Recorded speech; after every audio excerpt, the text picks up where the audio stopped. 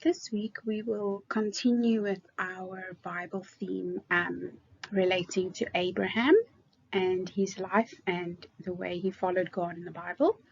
So this week we'll be focusing on the story of a test of faith.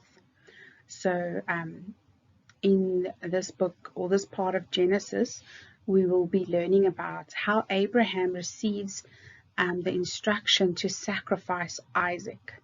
So we're going to see how all of that happened in the Bible, what Abraham did, and how God responded to Abraham listening to him so well.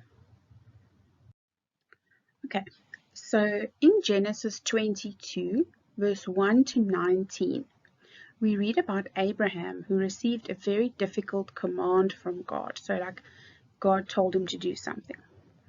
God saw and appreciated Abraham's obedience, the fact that Abraham listened to this instruction, and he did not have to complete this difficult task.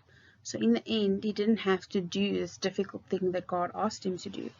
And God also blessed him because of his obedience, because he listened to what God asked him to do. So if we read, it says, God said to him, "Take this son, your only son, Isaac, whom you love, and go to the land of Moriah, and offer your son as a burnt offering there on one of the mountains that I will show you." Abraham had taught his son Isaac to love God and to trust in all of God's promises. But when Isaac was about 25 years old, God asked Abraham to do something that would be very difficult for him. So let's find out, what exactly did God want Abraham to do?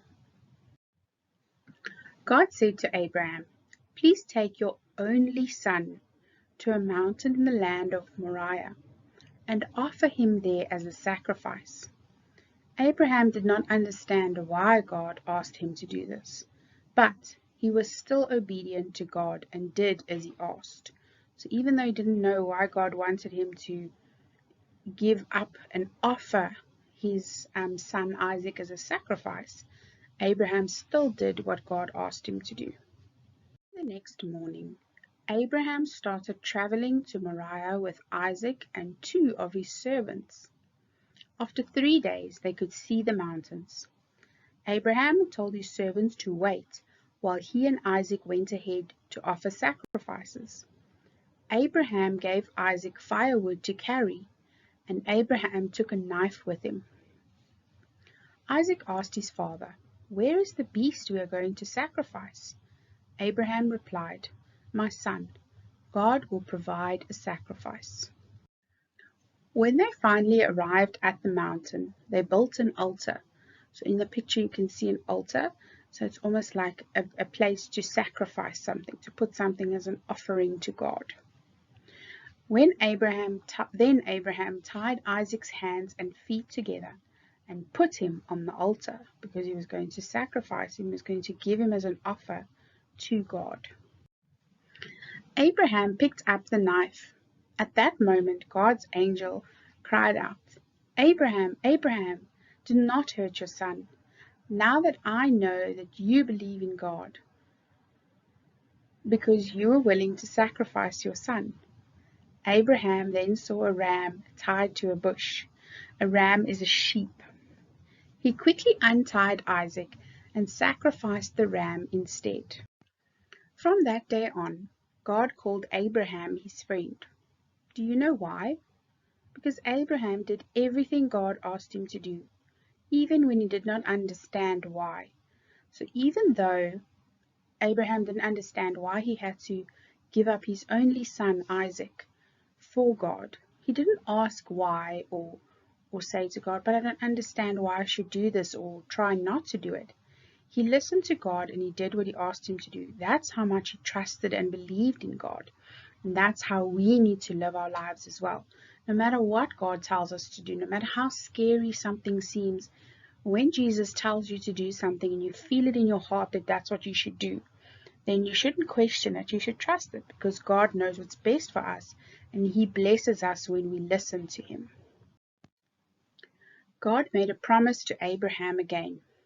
"I will bless you and multiply your seed or offspring. So God promised Abraham again that he would be the father of many, that there would be generations of people that are part of Abraham's family. Now, this is a special Bible verse from John 3, verse 16, that reminds us how much God loves us and shows that God was even willing to sacrifice his son, just like Abraham was willing to sacrifice his son in trusting God, to do what he said, to be obedient. For God so loved the world that he gave his one and only Son, so that whoever believes in him should not perish, but have everlasting life. So this means that God gave Jesus as a sacrifice on the cross. He died for all of us. Everything we do wrong is already forgiven. And because Jesus died for us, he took the punishment. So when we make mistakes and we ask for forgiveness, we are forgiven without having to be punished like Jesus was. And if we just believe in God and Jesus, we will not perish. That means that when we die, we won't just simply die. Our souls will go up into heaven to live forever with Jesus.